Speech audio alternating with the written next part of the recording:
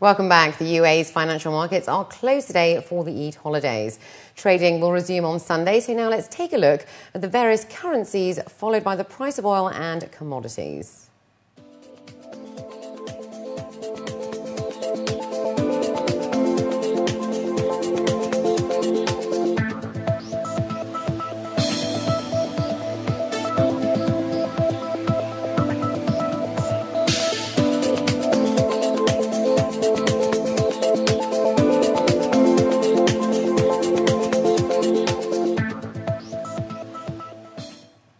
And in our top business story, a merger between Greece's second and third largest lenders, Eurobank and Alpha Bank, with a capital boost from Qatar, is a vote of confidence for Greece, according to the bank's heads. That will help the indebted economy by creating stability in the banking sector. The move will also create the largest private Greek bank and the largest bank in southeastern Europe. The Alpha Bank president stated that the move marks the first step of foreign investment into Greece's economy in many years. He added that the participation of Qatar in his plan and their efforts to make this happen is a big vote of confidence for the country. The merger between Greece's EFG Eurobank and Alpha Bank will include share swaps and a capital boost from Qatar. According to officials, Qatar will inject capital in the new bank via a €500 million convertible bond, and a €1.25 billion rights issue will follow. And staying in Europe, European Commissioner for Economic Monetary Affairs, Olli Rehn, and Eurogroup Chairman Jean-Claude Juncker returned to work on Monday to face ministers and members of the European Parliament in a debate about the Eurozone debt crisis. Rehn said he expected a further moderation of growth in the short term, adding that temporary soft patches are not unusual in multi-year-long recoveries. He added that he remained concerned about turbulence in the financial markets.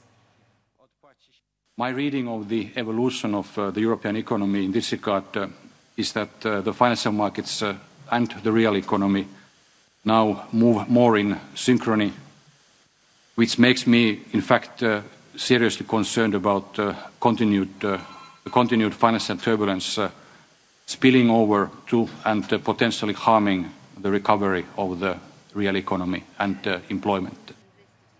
Finland has proposed that Greek state assets to be transferred to a Luxembourg-based holding company and held as security for new loans to Athens. If Finland does not get its way, it may pull out of the Greek bailout, unleashing renewed trouble in financial markets. Eurogroup Chairman Juncker said he did not favour bilateral arrangements. Over in the US, while Hurricane Irene devastated roads, coastlines and properties, its financial toll will be less than the $10 billion in insured losses projected before the storm. While it is still too soon to know Irene's ultimate financial toll, early estimates put the cost for insurers at less than $5 billion. That's versus the $10 billion that was expected, the $18 billion for catastrophic storms and tornadoes earlier this year, and a $45 billion bill for Hurricane Katrina in 2005. Overall, analysts say that the storm will only take a small bite out of the economy in the long term. It's not going to make the top 10 in terms of losses, but it, still a significant amount of money for the insurers. But if you look at it long-term over the course of the year, there are significant losses for the industry. Probably those storms from earlier this year would probably make the top 10. The federal government is the one that will be most impacted by this hurricane. The reason for that is that most of the damage was due to flood losses, and flood is covered by the National Flood Insurance Program. Meanwhile, President Barack Obama said on Monday that he would unveil proposals next week aimed at spurring job growth in part through infrastructure improvements.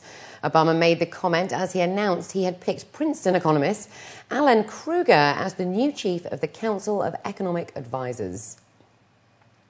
And looking to the subcontinent, a federal finance minister, Pranab Mukherjee, said the country's growth and global responsibility is a matter of pride for every Indian. In the national capital, he stated that today, India has global responsibility of a kind that it did not have 15 years ago, which places a huge new responsibility on their shoulders. Mukherjee said that the country has the potential to become a safe haven for unstable global capital. He also highlighted the importance of the Indian Economic Service in improvising India's policy-making process.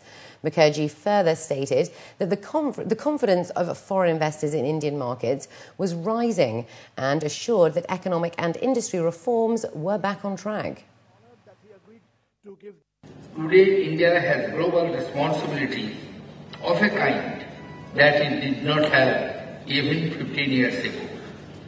Our presence now on the high table of the global policymakers is a matter of pride. It would have made India's founding fathers proud. This places a huge new responsibility on our shoulders. And up next, we have the day's sports news, so stay with us.